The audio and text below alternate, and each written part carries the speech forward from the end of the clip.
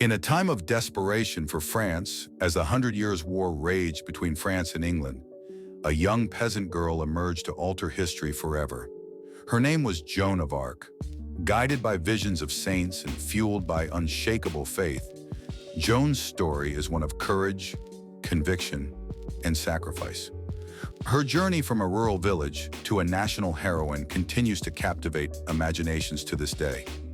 Joan was born in Domrémy, a small village in northeastern France around 1412. Life was simple yet difficult as war loomed over France, dividing its territories and people. Joan's family, like many peasants, farmed the land, living a life defined by labor and devotion to the Catholic faith. At the age of 13, Joan began experiencing visions of saints, St. Michael, St. Catherine, and St. Margaret, who told her she had a divine mission to save France. These voices set her on a path that would change the course of history. These visions came at a time of political instability. The French crown was disputed after decades of war, and much of northern France was under English or Burgundian control. The voices told Joan that it was her destiny to lead the French to victory and ensure the coronation of Charles VII as king. By the age of 16, Joan's visions had become more urgent. She was convinced that it was her divine calling to save France. Despite the disbelief of many around her, she managed to gain the trust of local leaders, who eventually escorted her to meet the Dauphin, Charles VII, in the town of Chinon. At this meeting, Joan, a simple peasant girl, convinced the future king that she was sent by God to lead his armies. Charles VII, whose legitimacy was in question, faced enormous pressure from both English forces and internal factions. Joan's conviction, in a series of private tests where she reportedly recognized him despite never having seen him, led him to believe in her divine mission. In 1429, Joan, now leading the French army, set her sights on the besieged city of Orléans. Against all odds, her presence transformed the morale of the French troops. Despite being inexperienced in warfare, Joan's leadership and spiritual guidance fueled a decisive victory, lifting the siege after only 9 days. This victory marked a turning point in the Hundred Years' War, renewing French hope.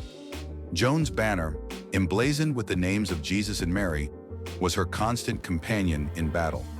While she did not engage in combat directly, her strategic counsel and battlefield presence were crucial in galvanizing the troops. Her insistence on leading from the front inspired unparalleled loyalty from the soldiers, who believed she was guided by divine forces. Following the victory at Orléans, Joan's vision of crowning Charles VII became a reality. She led the French forces through hostile territory to the city of Reims, where Charles was officially crowned king in July 1429. Joan, who had been instrumental in this achievement, stood proudly by his side, knowing she had fulfilled her divine mission. The coronation was not just a symbolic victory, it solidified Charles's claim to the French throne, undermining English efforts to install their own king. Joan's role in this moment was central, and for many, it was proof that she truly was God's chosen messenger. In May 1430, Joan was captured by Burgundian forces, allies of the English. After months of imprisonment, she was sold to the English and placed on trial for heresy in Rouen. The trial, presided over by a biased church court, focused on her claims of divine guidance and her choice to wear male military attire. Despite her eloquent defense, Joan was convicted and sentenced to death. Joan's trial was politically motivated. The English feared her growing influence and sought to discredit her by accusing her of witchcraft and heresy. Despite being denied proper legal representation, Joan stood firm in her testimony, refusing to renounce her divine visions, even under the threat of death. On May 30th, 1431, Joan of Arc, at just 19 years old, was burned at the stake in the marketplace of Rouen.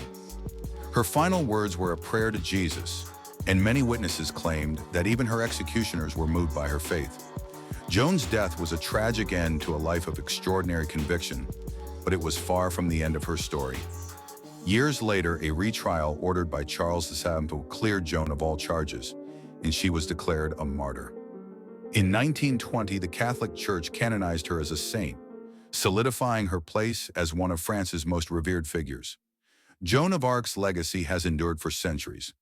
Her bravery, faith, and determination to fight for her country have made her a symbol of French nationalism and a spiritual icon.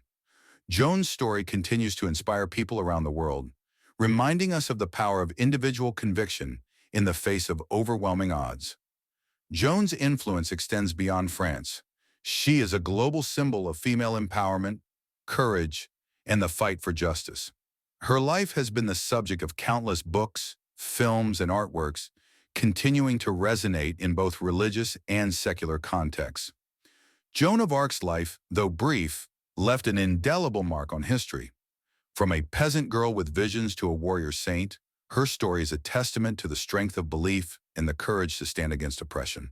Thank you for joining us on this journey through the life of one of history's most extraordinary figures. Subscribe for more deep dives into historical legends and their legacies.